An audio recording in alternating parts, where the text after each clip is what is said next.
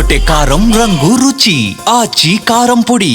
తెలుగు రాష్ట్రాల్లో సంక్రాంతి సందడి మొదలైంది. పట్నం జనం పల్లెబాట పట్టారు. సంక్రాంతి కోసం సొంతూలకు వెళ్తున్నారు. దీంతో ప్రయాణికుల రద్దీకి అనుగుణంగా తెలంగాణ ఆర్టీసీ ఏర్పాట్లు చేస్తోంది.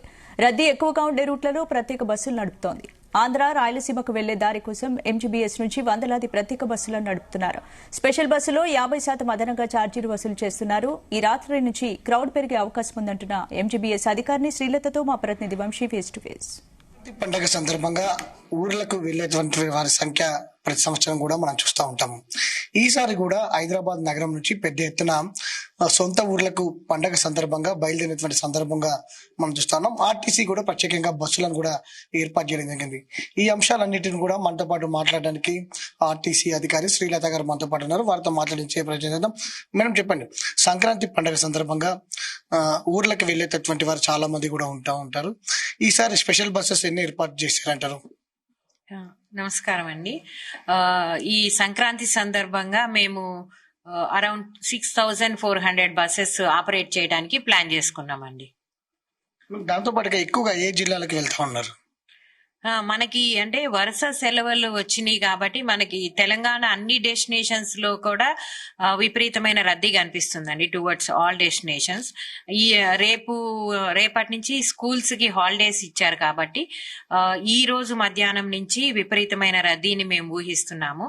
అంటే ఈ రోజు అరౌండ్ 4-5 o'clock నుంచి. సో దానికి అనుగుణంగానే మేము ఏర్పాట్లు చేసుకున్నామండి. మనకి అంటే హన్మకొండకి కావచ్చు, ఇటు మహబూబ్ నగర్, నల్గొండ, నిజామాబాద్, కరీంనగర్, ఆదిలాబాద్ అన్ని ఏరియాల వైపు చాలా రద్దీని ఊహిస్తున్నాము. దీంతో పాటు సంక్రాంతి అంటే ఆంధ్ర ఏరియాలో బాగా సెలబ్రేట్ చేసుకుంటారు కాబట్టి Andhra destinations like Visakhapatnam, Kakinada, Rajahmundry, Amalapuram and Vijayawada ఈ డెస్టినేషన్స్ కి చాలా డిమాండ్ కనిపిస్తోందండి. మీరు ప్రధానంగా కొన్ని సెంటర్స్ కూడా పాయింట్స్ కూడా మీరు డిసైడ్ చేయడం జరిగింది. ఉప్పల్ నుంచి కావచ్చు, ఇతర డెస్టినేషన్స్ ఏదైతే పాయింట్స్ ఉన్నాయో ఏ ప్రాంతాలకు బస్సెస్ ని అందుబాటులో ఉంచడం జరిగింది అంటారు? అదే అంటే ఇంతకు ముందు అందరూ ఇమ్లీబన్ వరకు వచ్చి బస్సులు ఎక్కేవాళ్ళు. దానివల్ల చాలా ట్రాఫిక్ జామ్ లో ఇరుక్కొని బస్సులు అంటే చాలా లేటు వెళ్ళటం అట్లా జరిగేది.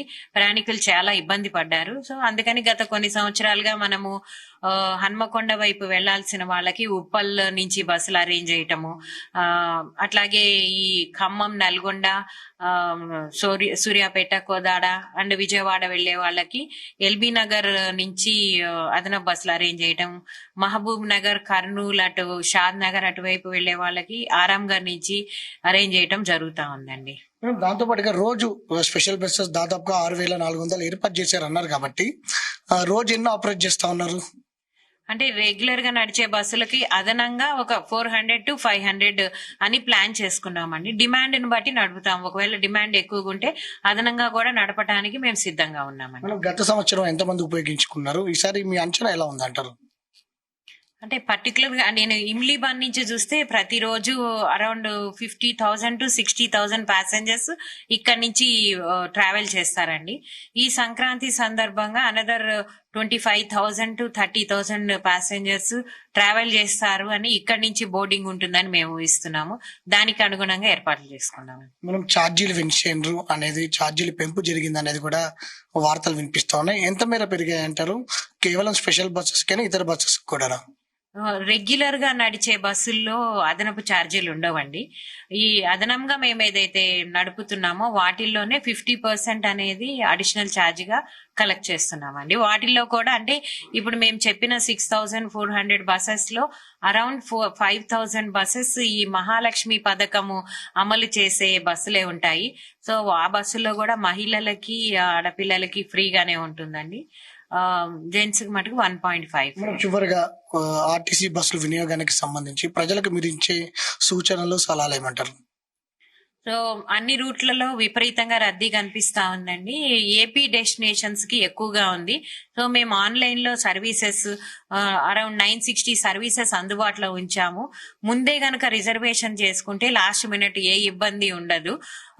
కనుక ముందుగానే రిజర్వేషన్ చేసుకోవాలని కోరుకుంటున్నాం. అట్లాగే ఈ పండగ సందర్భంగా టీజీఎస్ఆర్టీసీ అదనపు బస్సులు సరిపడా బస్సుల్ని నడపడానికి అన్ని అరేంజ్మెంట్స్ చేసుకుని సిద్ధంగా ఉన్నాము. కాబట్టి ఆర్టీసీ బస్సుల్లో ట్రావెల్ చేసి సొంత ఊర్లకు వెళ్లి సంక్రాంతి పండగని మీ కుటుంబ సభ్యులతో ఆనందంగా సెలబ్రేట్ చేసుకుని క్షేమంగా తిరిగి రావాలని కోరుకుంటున్నాం.